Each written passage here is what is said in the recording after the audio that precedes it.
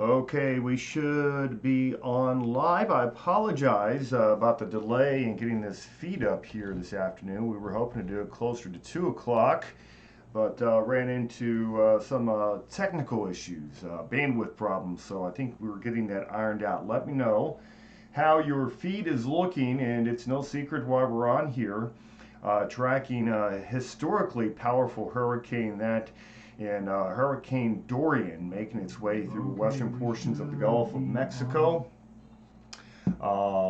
Storm reaching pretty scary proportions. At last check, I had winds, get this, of about 185 miles per hour. And barometric pressure continues to drop. Unbelievably strong, powerful hurricane making its way through the Western Atlantic, the Northern Caribbean. Right now, portions of the Bahamas are getting crushed by the storm. All right, let's just getting started. We've got 15 viewers on here right now. Peter says we look okay. Thank you for that. I've got my friend Emily Ware Pittman in here. And thank you for being here, guys. If you don't mind, a quick share of the video. Just now getting started, again, with this live update of what's happening with Hurricane Dorian, a Category 5 storm, a potentially catastrophic hurricane, and that's exactly what we're seeing occurring now across portions of the Western Atlantic. Here's a look at it, and that storm, that's menacing. This is some of the latest imagery coming in, and you can see that storm, and that's very, very clearly defined eye as it's approaching the northwestern islands of the Bahamas, make that the northeastern islands of the Bahamas. That is Abacos Island, I believe, and it's absolutely getting destroyed by this very powerful hurricane. Kind of looking at this, and look at the just how centered that eye is located. The concentric rings around the eye, you've got that stadium effect. It's so well defined. You only see this with the most powerful of storms. So currently located, again, making its way into the Caribbean, and I'll see if I can bring up some specific islands for you, or I should say over the Bahamas. Northern Caribbean is where what it's considered to be. And then we'll get that update from the Weather Service, the National Hurricane Center, as well during this update here in the next couple of minutes to come. The storm is safely to the north of Nassau. I say safely, the worst of it to the north, but Cooperstown, Crown Haven, all part of the Great Abaco Island, getting absolutely crushed. And it is approaching Grand Bahama Island here as we speak. Hurricane of epic proportions, again 185 mile per hour winds as being reported by the National Hurricane Center. It had a barometric pressure that was down to a 911 millibars. So some pretty epic stuff. That is the island that it is now making landfall on. That is Great Abaco Island, northeastern sections of the Bahama Islands. Now these are barrier islands. They do have reefs. They do have some built-in protection, and of course they're built to withstand hurricanes. But a hurricane such as this is devastating. It's going to bring an enormous storm surge. I would imagine well in excess of 20, maybe even 25 feet. The storm was centered. This is as of 2 o'clock. Storm was centered about 185 miles to the east of West Palm Beach, Florida. Again, incredible strength. And you can see Florida on the map here. There is West Palm Beach. So 185 miles to the east of West Palm Beach. 911 millibar is the barometric pressure with this storm, which is just simply incredible. Gary Batista, I've been following you, Jeremy, since your news days. I now learned a whole lot about your weather from you. Thank you. Well, thank you very much, Gary. Appreciate you being on here. Got King Isaac on here. I'm looking at a live stream. It looked bad. It is horrible. It's a bad, bad storm. Vicky on here looking good. Thank you. Talking about the feed. Let me know what your feed looks like. We had a little technical issue at the beginning. That's why it took us longer to get up. But we're up and running. And if you haven't already shared this video, please do so. If you don't already subscribe to my channel, please do so. I appreciate that. Just getting started. Again, this storm is just simply incredible in strength. Now let's talk about the current projections with this hurricane. So this is the latest that we have from the National Hurricane Center.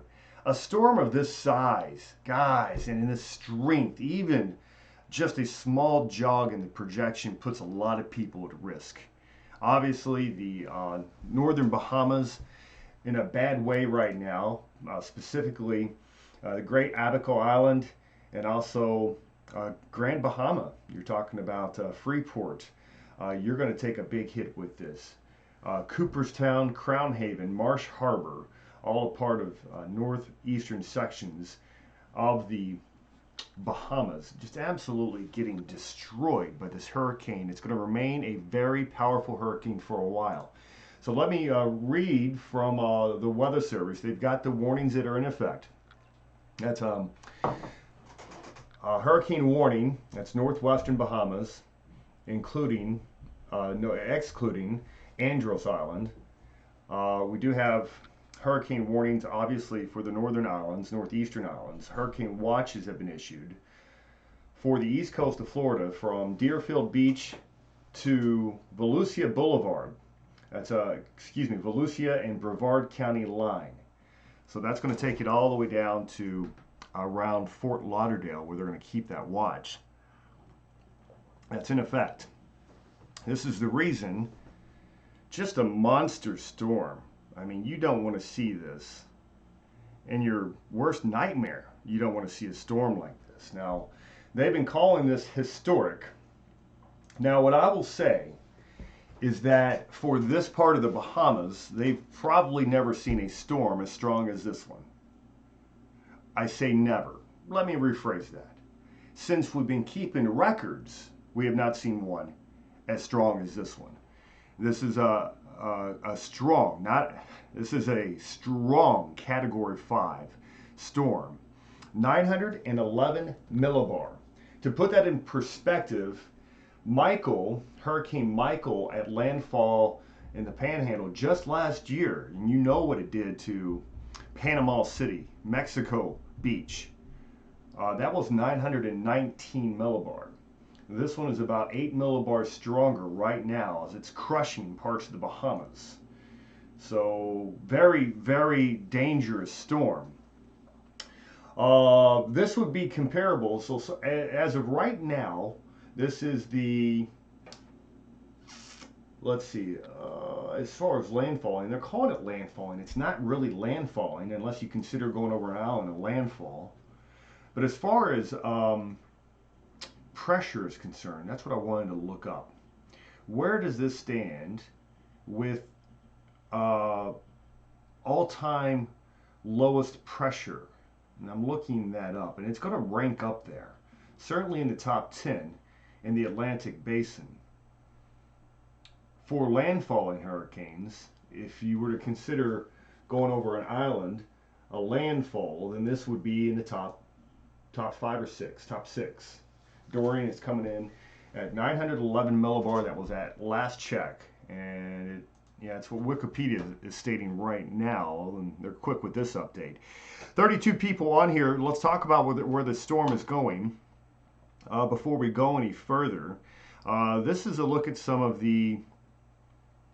This is the wharf, the latest run of the wharf. You can see it approaches the Florida coast, keeps it just offshore, so close though, and still a powerful storm over the next couple of days. It's not going to move much. This is Wednesday. You're looking into next week, trying to make landfall near the Florida-Georgia line, a little bit weaker. But man, this thing is going to sit. It's going to spin like a buzzsaw. And let me broaden my picture so you can see kind of a wider perspective. You can see as it just kind of cruises across the western Atlantic, crushing the northern Bahamas before kind of coming to a halt and then running right up the eastern seaboard. Remember Matthew from a couple years ago? Matthew did something similar to that. And there was a lot of question if Matthew would come inland or if it would stay just offshore. Matthew essentially paralleled the coast. I think technically coming onshore close to, was it Daytona or Jacksonville? Let me know if you remember that. But Matthew, although it was a strong storm, I think it was a Cat 3 at the time. It was stronger when it hit the Dominican Republic and Haiti. It was a 4 or even borderline 5. This one, right now, a powerful Category 5 hurricane. So we're still seeing, again, a lot of discrepancy with what the models think will happen with this storm. What we do know is that we've got an absolute beast on our hands right now. Back over looking at that enhanced infrared satellite imagery. You just don't see this very often, and you don't want to. But we'll zoom on in here. Look at the concentric rings as it goes over the Great Abaco Island, northeastern Bahamas. And now look at that little jog to the north it's taken right there in the last few frames. And that's the sort of thing that it's very difficult for models to project. But is this the beginning of it beginning to turn towards the northwest? It had been moving due west. Does it turn northwest next? And can we get it to lift north soon enough before it comes into contact with the Florida coast, which it's right here? Massive storm. The eye, almost the size of Lake Okeechobee. It's that big of a storm. And it's a pretty scary sight to be seen, I can tell you that much. Okay, so I'm going to show you next, in just a moment, we will show you all the spaghetti plots of the latest models that are tracking the storm here with us. So let me bring that up. You can see the National Hurricane Center and its official forecast track. And I'll also be taking some questions and some comments. Again, one of the most powerful storms we've ever seen in this part of the Atlantic, if not the most powerful, at least since we've been keeping records. We always have to kind of keep that in mind. Just because it's the strongest we've recorded doesn't mean it's the strongest ever. It's just the strongest that we know about. We've got about 45 people on here live. I want to thank you guys for taking the time to jump on the program. If you haven't already liked or shared the video, please do so. It helps, and it also helps to hit the subscription button. That way you know next time I'm on. Hit the notification. That way you guys will be alerted anytime I'm popping on to cover severe weather. Of course, tropical systems such as this, we do want to treat very closely. Dorian, taking a look, and I'm waiting for the forecast model information to come back in here. Got the official track. I'm going to see if I can't get that loaded. Looks like I may have an issue getting that loaded. We'll come back to it though. We've got some other goodies I want to show you during this update. Again, the storm, historic in nature, and you can see the perspective. I'm going to broaden my satellite going over to COD weather. This is College of DuPage. Showing you the exact location of that powerful hurricane. And then you can see what's happening across the rest of the U.S. as well. With stalled out front, that's likely going to help us. It's going to help to curve the track of this thing to the north. Let me see if I can't bring in a little regional sector here. There you go. Showing that storm as it's making its progress off to the west. We want to see that turn, and that has been evident in some of the data that we've seen.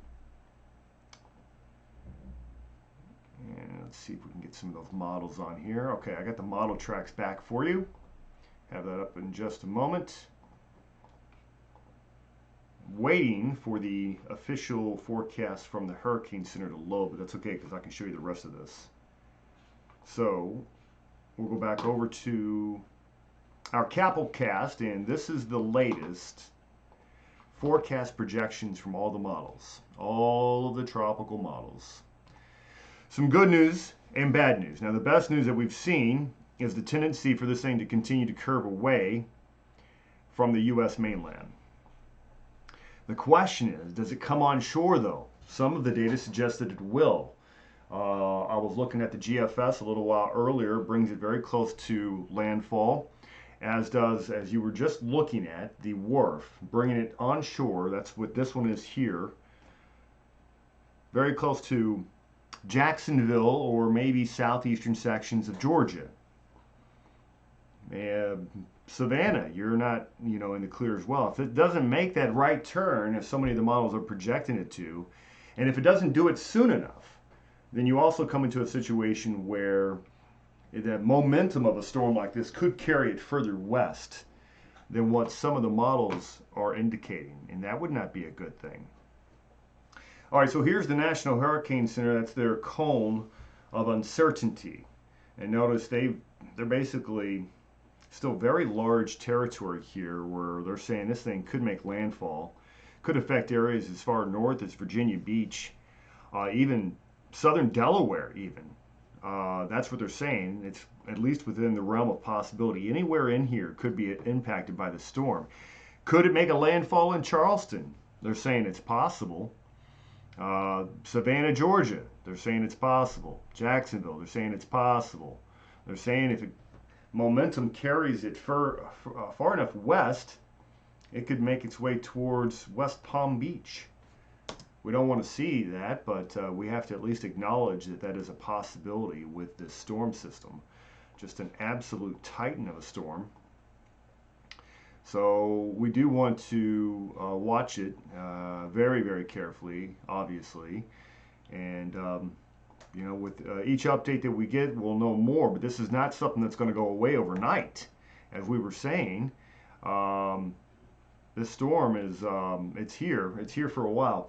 We've got about 51 people live. I appreciate you guys stopping by. If you haven't already subscribed to the channel, please do so. Here's a look at the WRF forecast model. This is a highly specialized tropical model that you're looking at right now. Meanwhile, I'm pulling in new data coming in from the GFS, and I'm looking at the European model, which, as you guys probably know, is a superior model in many ways to most other synoptic models. It is the #1 synoptic model for sure. But also when it comes to tropics, you really have to take into consideration what it says. It doesn't always get it right, but again, it holds weight. So I'm bringing that in now, looking at the new run now. Okay, and it basically takes it straight north along the Florida Peninsula just offshore. It makes a run towards South Carolina, then it curves northeast, eventually perhaps impacting the Outer Banks of North Carolina, and that would still be a formidable storm, perhaps a Cat 3. So not quite as strong as where it's at now, but still a formidable storm.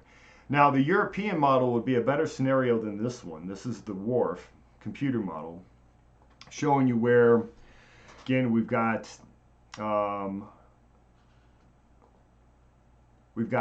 just, it would be bad. It would be very bad if it did come on shore, especially in the location where it is showing. Southeastern Georgia into South Carolina, then it curves it back out into the open waters. So that is a distinct possibility. Okay, Hurricane Center says that this storm is going to remain quite strong for a while. I can bring some of that up for you live. Let's come on over to, let's see, here we go. There's the hurricane over the northern Bahamas now. Let's see what they're saying. Weather Service, as of 2 p.m., the update was located 185 miles west of West Palm Beach, Florida. Sustained winds at an incredible 185 miles per hour. To put that into perspective, that type of intensity would be comparable to Hurricane Gilbert. Do you guys remember Gilbert from 1988? That type of intensity, 185 mile per hour winds, that would be comparable to what we saw out of Katrina when it peaked out over the open waters of the Gulf of Mexico, or Wilma, I believe, also had 185 mile per hour winds. So from a historic perspective, this is going to be maybe top 10 or so. Yeah, Maria in 2017 peaked out at 908 millibar, quite a top 10, but obviously powerful storm. So what are they saying about the storm? Well, Air Force reconnaissance, they're talking about they had penetrated the distinct eye of Dorian and found that the hurricane has become extremely intense with a stadium effect in the eye, and we were looking at that. I'll explain what that stadium effect is again here in just a moment. I'm going to load back in that satellite data for you. But that stadium effect just talks about that contouring from where you have a perfectly clear sky to these powerful and extremely tall cloud tops associated with the center of that circulation, those towers that feed all the way around the center of that hurricane, kind of like a donut. They reported to have a peak flight level wind of 159 knots. Good grief. Drop sound from the plane measured a gust of 176 knots. That's over 200 miles per hour. They're expecting some fluctuation in intensity over the next couple of days with eye wall replacements ongoing, which is very normal for a storm of this strength, but it remains over very warm waters, which will allow the storm to maintain some very impressive intensity. So, all right, let's come back over, see if I can't get that IR to load. It's back in. And we'll take some comments, see who we have on here right now. Let's see.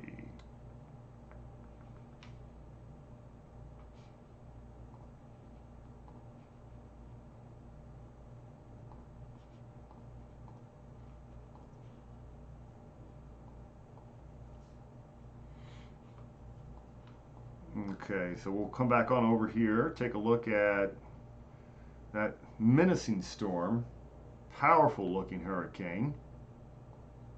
Got about 53 people on here live. Thanks for stopping by. Bruce Wayne. I have had the eye of 2 hurricanes pass over me. It is so quiet even the crickets stop chirping. It's like all of nature holding their breath, waiting for the other eye wall. That's it's got to be quite an experience, Bruce. I've had one eye wall move over me, and that was Category 1 storm during my days back in Mississippi, covering weather on the Gulf Coast. Sharon on here is expected to move up the East Coast because of the air streams, or just why do they think it will do that? A couple of reasons. The main one, the primary one, will be what the air is doing above it. So I do want to point that out. We'll take a quick look at those upper level winds, and this has everything to do with the forecast track of the storm. So here you go. This is hemispheric winds and at 500 millibar. So what you got right here, I'm circling with my mouse here, these are winds associated with Dorian.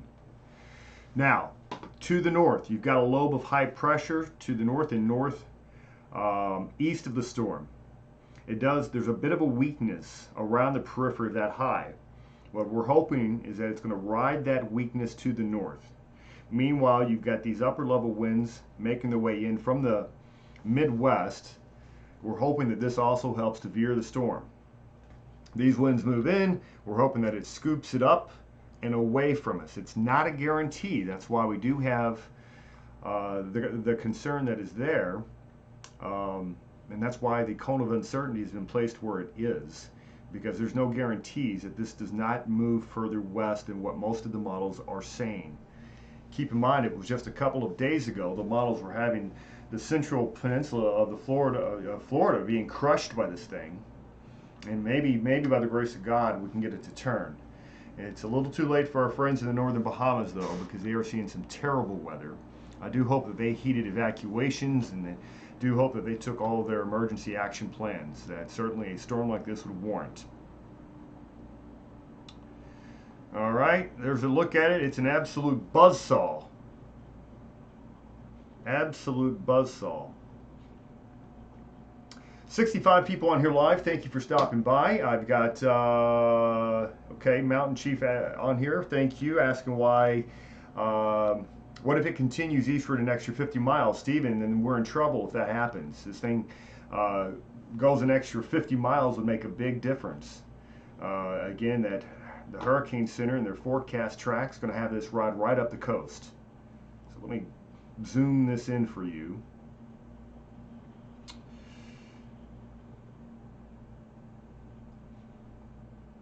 And we'll put those model plots back on here again, but look how close this is, and everything's within the cone of uncertainty.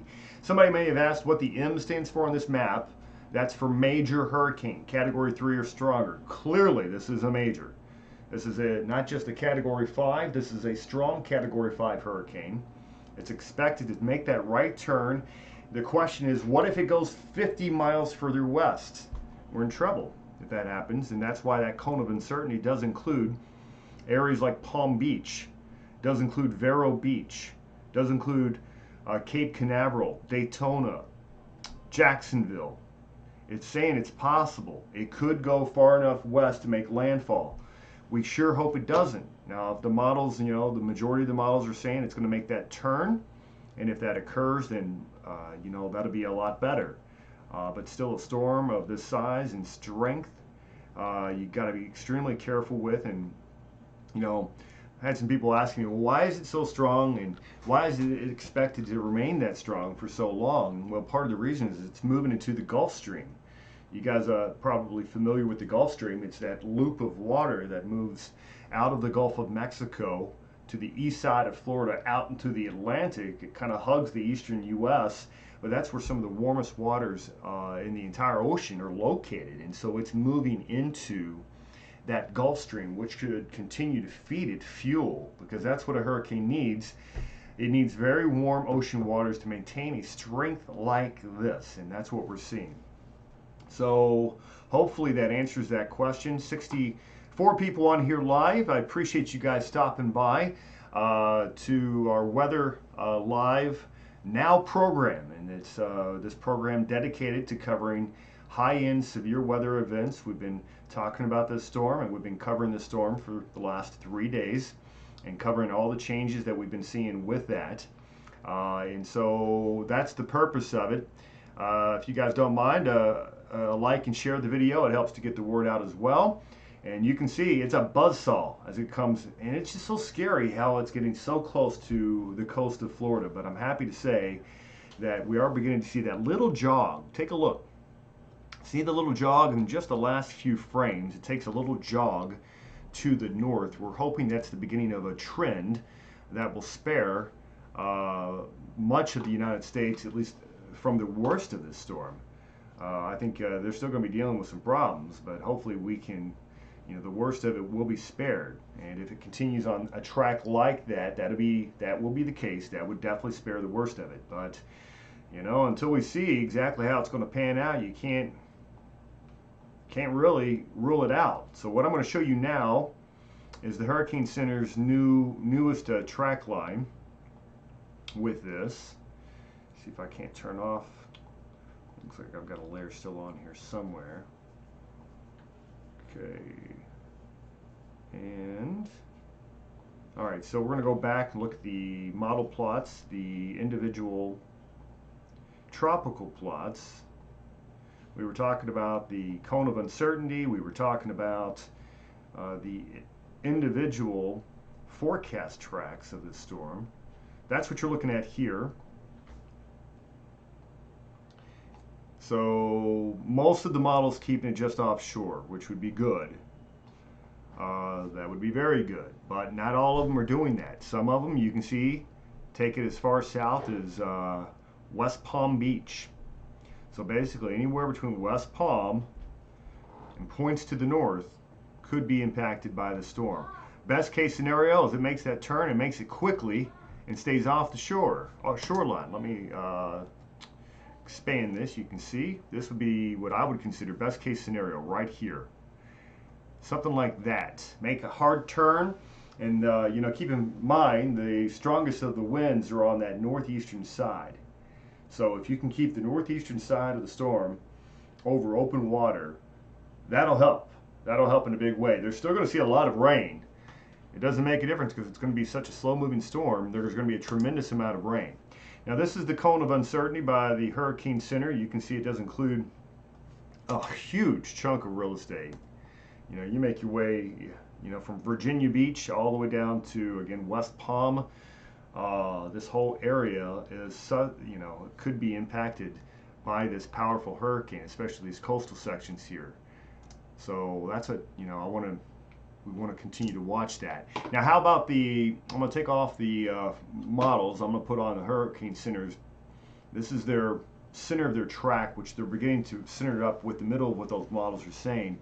And I hope they're right, because this would be, again, best case scenario with this storm. If we can keep it out to sea, everybody be happy. Again, a storm like this, you just don't want to mess around with. It's absolutely powerful. It's absolutely just an unbelievably dangerous storm. And the last thing we want to see is a storm like this to make a jog further to the west. So that's what we've been talking about. 76 people on here live. Thank you for stopping by.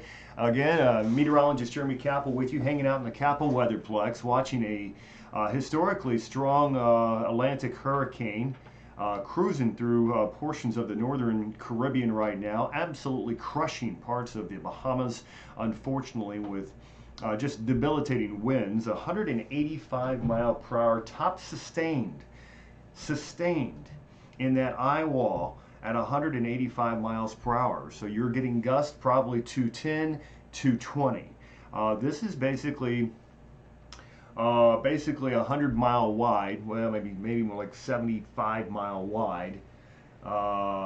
Category, you know, category 2 tornado, or if you just center it on the actual eye wall. I mean, you're talking like a 40 mile wide Cat 4, or excuse me, F4, F5 tornado. It's that big and it's that bad. So, you know, we hope for the best with this, but there are no guarantees. There's a new imagery coming in. This is from the COD web page, which I really enjoy, for GOES satellite. This is GOES East, the enhanced infrared satellite imagery showing you that very, very well defined eye. It was making that movement to the north. That last couple of frames, it almost wants to jog it back towards the west, however. So hopefully that is not a trend. It's nothing that we'd like to see. All right, I'm looking for some questions and comments that we may have.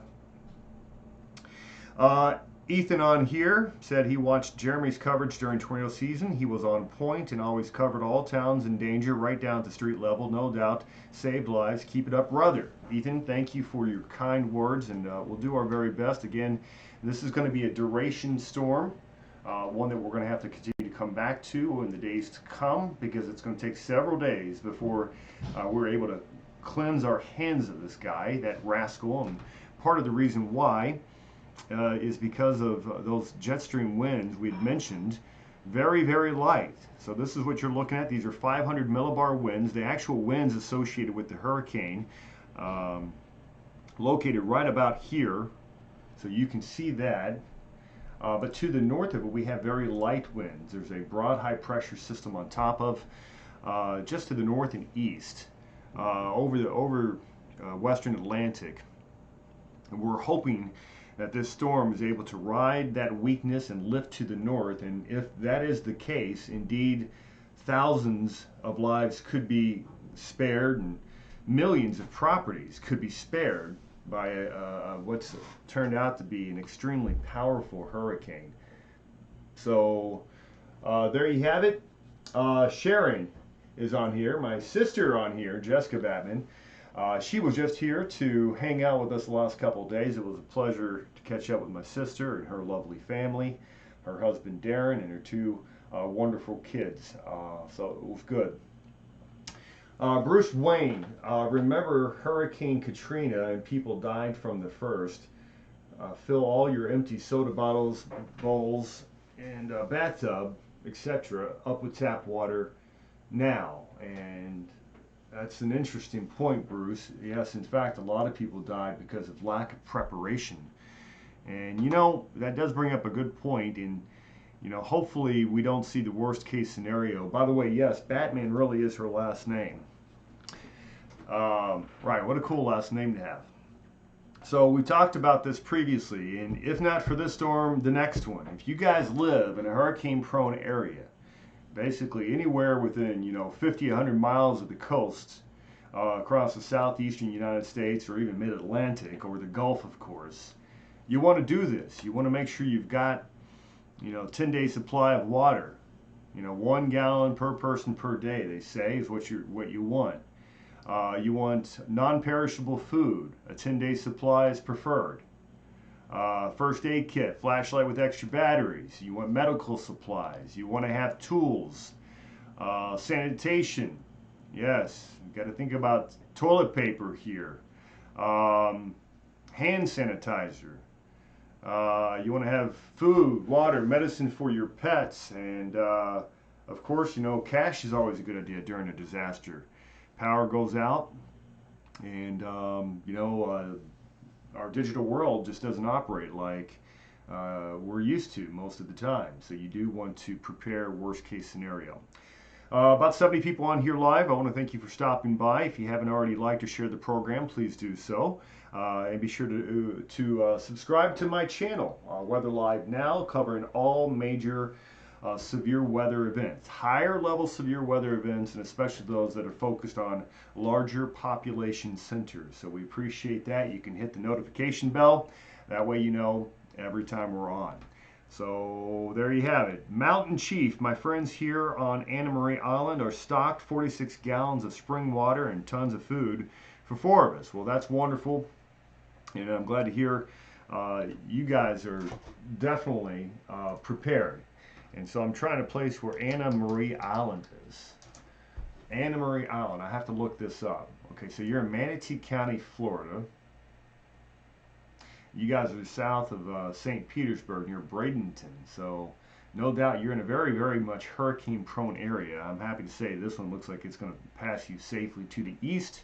No problems there, but thanks for passing that along. Everybody should be doing that if you live in a hurricane-prone area.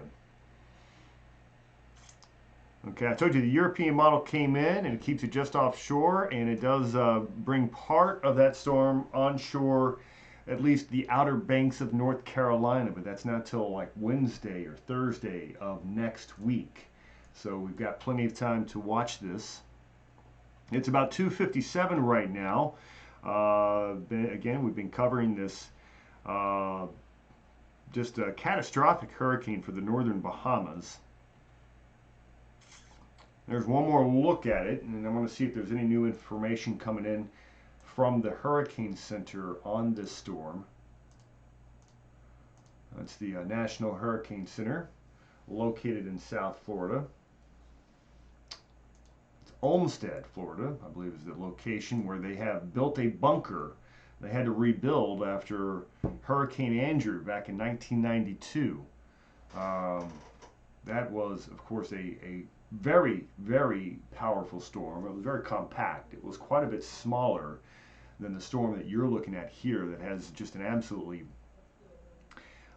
massive appearance to it with that, what is it, 20-mile wide, 15, 20-mile wide eye. All right, so the latest is still 185 mile per hour winds they're reporting, and movement is off to the west at 7, make that 8 miles per hour.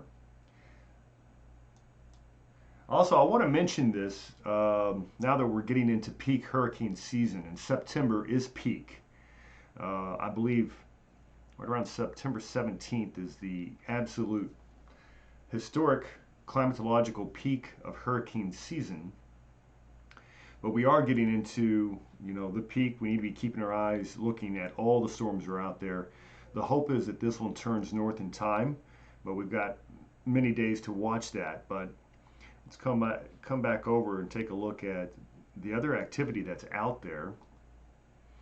And here you go. This is a broad view of the Atlantic Basin, where we've got a number of entities to watch. One, in the south central portions of the Gulf of Mexico, they're given about 20% chance of formation in the next 48 hours. You've got another one in the middle of the Atlantic, a 10%, and then this one just now coming off of the African coast right now. I believe that's out there near the Azores. They're saying it's likely to develop within the next 48 hours.